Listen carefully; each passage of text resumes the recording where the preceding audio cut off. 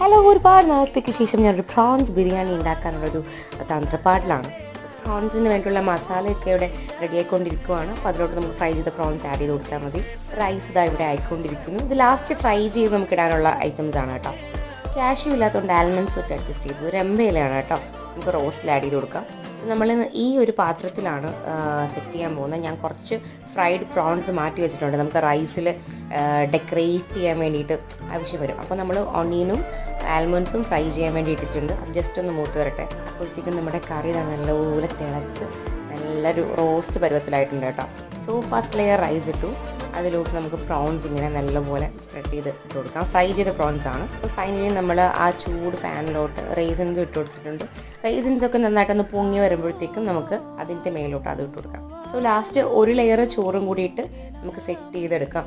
so prawns ബിരിയാണിയും prawns റോസ്റ്റും ഒക്കെ കൂടെ